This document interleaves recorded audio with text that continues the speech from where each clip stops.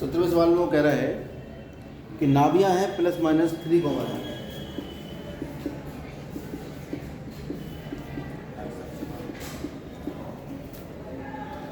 और a बराबर है 4 और हमें निकालनी है इलिप्स की समीकरण। इलिप्स की समीकरण हम जानते हैं क्या होती है, शॉर्ट में लिख देता हूँ, x² बटे a² y² बटे v² बराबर a। ये इलिप्स की समीकरण होती है। a का मान ऑलरेडी दे दिया है, और क्योंकि नाभियां जो हैं वो 3,0 हैं, यानी कौन से एक्स पे स्थित हैं, एक्स एक्स पे, क्योंकि नाभियां 3,0 कौन से एक्स पर हैं, एक्स अक्ष पर। और अगर ऐसा होता है तो हम जानते हैं b² बराबर होता है कितना, a²। और अगर नाभि y अक्ष पे होती हैं तो होता है a² बराबर b² - c²। ठीक है, तो a का मान तो हमें दे दिया। अच्छा, नाभियां जो होती हैं वो, इसका मतलब ये हुआ नाभियां तो इलिप्स की ±c,0 होती है। जो स्टैंडर्ड इलिप्स है उसकी नाभि कितनी होती है, c,0। ये हमें पता है। तो c का मान कितना आ गया, यहाँ से निकल आया c बराबर, तो c का मान और a का मान लगा दो, a² - 3² 16 - 9 और b² बराबर आ गया आपके पास कितना हुआ, 16 - 7। ठीक है, अब इक्वेशन ऑफ इलिप्स निकाल देते हैं। इलिप्स की इक्वेशन होती है x² बटे a² प्लस y² बटे b² बराबर है, क्योंकि x² बराबर a² 16 हो जाएगा, y² b² 7 दे दिया है बराबर 1।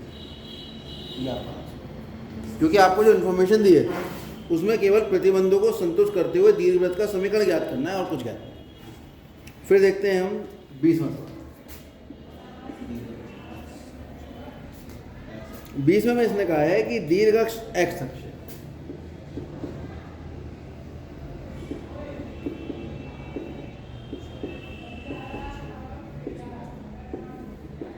ये वाली इंफॉर्मेशन हमें देती है।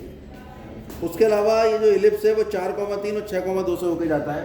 अगर मैं चित्र में दिखाऊं तो कुछ इस तरह से दिखा पाऊंगा। अक्ष तो उसका एक्स अक्ष है, लेकिन वो किसके बिंदु से आ रहा है, 4,3 और दूसरा है 6,2। इन दो बिंदुओं से होके जा रहा है। ये इसके फोकस होंगे c,0 क्योंकि ये एक्स अक्ष पर है, और ये इसके बिंदु होंगे a,0 और ये होगा 0,-0। इस तरह का हमारा इलिप्स का समीकरण। ठीक है, तो हम शुरुआत ही वहाँ से करते हैं कि एज इक्वेशन ऑफ इलिप्स हम जानते क्या हैं। इलिप्स की जो इक्वेशन होती है वो होती है x² upon a² plus y² upon b² बराबर 1, और हमारा काम खाली a और b का मान ज्ञात करना है। तो हम देख रहे हैं ये जो इलिप्स है इस पर दो बिंदु स्थित है, 4,3 और 6,2। अगर किसी वक्र पर कोई बिंदु स्थित है तो उसको संतुष्ट करता है। ठीक है, अतः 4,3 व 6,2 इक्वेशन एक को क्या करेंगे, संतुष्ट। और इक्वेशन को संतुष्ट कैसे करते हैं, वही मान रख दो, x का x की जगह y का y की जगह। पहले 4,3 है तो कितना हो जाएगा, 4² बटे a² प्लस 3² बटे b² बराबर 1। कुल मिला के निकल आया 16 बटे x² प्लस a², और यह आया 9 बटे b²। और दूसरा समीकरण आएगा 6,2 रख के, तो 6² बटे a² प्लस 2² बटे b² बराबर 1। तो ये निकला आपका कितना, 36 बटे a² प्लस 4 बटे b²। अब आपके पास ये दो समीकरण हैं और आपको केवल इन दोनों समीकरणों को हल करना है। हल करने के लिए इस समीकरण को अगर 16 दूनी 32 ये 36 है, नहीं चलेगा काम, और यहाँ 9 है, यहाँ 4 है। ठीक है, तो एक तरीका तो ये है कि इनको हम गुणा कर लें 4 से, इसे गुणा कर लें 9 से। ठीक है, और कुछ बच्चे ऐसे भी करते हैं, 1 बटे x² को मान लेते हैं p और 1 बटे b² को मान लेते हैं q। तो समीकरण बन जाती है 16p प्लस 9q बराबर 1 और 36p प्लस 4q बराबर 1। और वो दो चरों में रैखिक समीकरण को मानकर उसको हल कर लेते हैं। समझ में आ रहा है? हम भी यहाँ पर ऐसा कर सकते हैं, और नहीं चाहें तो यहाँ से ऐसा करो, एक समीकरण ये कितनी निकल आई 2 और ये कितनी निकल कर आई 3। समीकरण 3 से बी स्क्वायर का मान निकाल के दूसरे समीकरण में रखो, यहाँ से इसी समीकरण से 2 लिख के इसका मान निकालो। ये आया 36/a² बराबर 1 - 4, ठीक है। और एलसीएम ले लिया कितना, बी स्क्वायर, कितना आ गया b² - 4, ये कितना था 36/a²। फिर से गुणा करेंगे तो a² गुणा b² - 4 बराबर 36b²। तो a² का मान कितना आ गया 36b² बटे b² - 4। और समझ में आ गया। और इसे उठा के समीकरण 2 में रख दीजिए, क्योंकि इन दोनों समीकरण तो हल करना था। ये जब हमारे पास आया इसको हमने हल करके a² का मान b² के पदों में निकाल लिया, रख देते हैं। ये थोड़ा सा मुश्किल हो जाएगा, क्योंकि a² का जब मान रखोगे तो b² आ जाएगा, नीचे आसान हो जाएगा। तो समीकरण 1 में, 1 नहीं 2 में किसका मान रखना है, a² का मान रखना है। Putting the value of a² in equation 2 कितना आएगा भाई, 16/a² की वैल्यू है 36b², जो बटे के बटे में वो ऊपर चला जाएगा। समझ में आ गया। और या और थोड़ा सा आसान कर सकते हैं, थोड़ा सा और आसान हो जाएगा, क्योंकि थोड़ा सा आपके लिए मुश्किल बन रहा है। 36 को इधर ले जाओ, इसका मान आ गया 1/a² बराबर b² - 4 बटे 36b²। तो अब आप यहाँ पर 1/a² का मान, 1/a² का मान जब समीकरण 2 में रखोगे तो समीकरण 2 में लिखा है 36 गुणा 1/a², तो ये आ जाएगा 36 गुणा 1/a²। 1/a² की वैल्यू कितनी है, b² - 4/36b², बाकी सब ऐसे 4/b² बराबर 36, तो 36 कैंसिल, एलसीएम आ गया b²। तो b² - 4 + 4 बराबर, तो 1 बराबर 1 आ गया। क्या करवा दिया,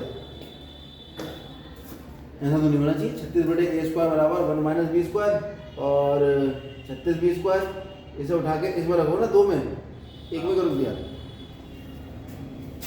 2 में रखो, 2 में। 2 कौन सी है, ये वाली, इसमें तो ये आ जाएगा 16 × 1/a² की वैल्यू हो गई b² - 4/36b², और प्लस 9/b²। वो दिक्कत इसलिए आई कि इस समीकरण से मान निकाला था, इसी में रख दिया, तो LHS बराबर RHS नहीं, आपको इस समीकरण से निकाल के दूसरे समीकरण में रखना है। तो 4 4 9, ये हो गया 4 गुणा b² - 4 बटे 9b² प्लस 9/b² बराबर 1। यहाँ 9 से ऊपर नीचे मल्टीप्लाई कर लो, ऐसे में कितना आ गया 9b², ये आ गया 4 × b² - 4 प्लस 9 टाइम्स 51 बराबर 6। तो ये आ गया 4b² - 16 प्लस 81 बराबर 9b²। ये हो गया 81 - 16, 11 में 6 है 5, और 7 में से 1 गया 6 बराबर 9b² - 4b², कितना आ गया 5b², 65/5 b²। तो b² बराबर कितना, 30। और ये वैल्यू जब यहाँ रखोगे, क्योंकि 1/a² हमारे पास था b² - 4/36b², तो ये होगा 30 - 4/36 × 4, 9/36 × 4, 1/60। और कैसे गुणा करोगे तो a² बराबर कितना आ जाएगा, 16। ठीक है। अब यहाँ से हम a² और b² की जो वैल्यू निकली है उसको उठाकर रख देंगे इलिप्स के समीकरण में, और हमारा आंसर आ जाएगा।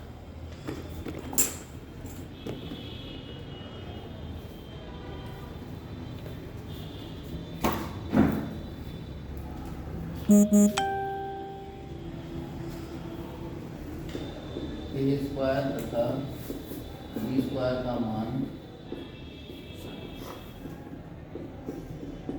Square upon a square y square upon b square बराबर 1 में रखना। X square upon a square का मान कितना है 16 plus b square upon y square upon b square की वैल्यू कितनी आ रही है 13 बराबर। और कुछ किताबों में ऐसे भी आंसर दिया होता है 13 x square plus 16 y square, इनका एलसीएम लिया जाएगा 16 3 48, 16 कम 16 और 4 दोनों तरीके से ऐसे भी होता है। जाएगा एलसीएम ले लो, एलसीएम लोग 13 गुना ये तो 16 3 48 और 16 कम 16 और 4। समझ आ गया? क्या दिया था हमें? दो बिंदु दिए थे जिनसे एक इलिप्स होके जाता था, हमने इलिप्स का समीकरण लिख दिया। इसमें पहला बिंदु लाई कराया, दूसरा बिंदु लाई कराया, दो समीकरण है।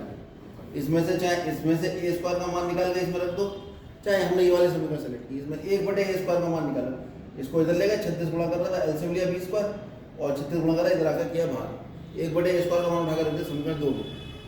ये था 16 गुणा 1/a स्क्वायर। याद रखो कहीं भी अगर लिखा है a/b इसका मतलब है a गुणा 1/b। ठीक है, तो ये आपका जब लिखा है 36/a स्क्वायर 16/a स्क्वायर 16 गुणा 1/a स्क्वायर 1/a स्क्वायर का मान रख दिया आपने। और देखते हैं 18 समीकरण ज्ञात करना है। इसमें b बराबर 3 c बराबर 4 और मूल बिंदु पर नाभियां x अक्ष केंद्र मूल बिंदु है।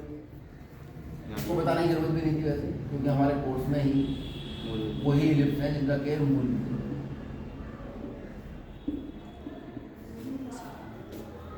और साथ साथ नाभियां कौन से अक्ष पर हैं?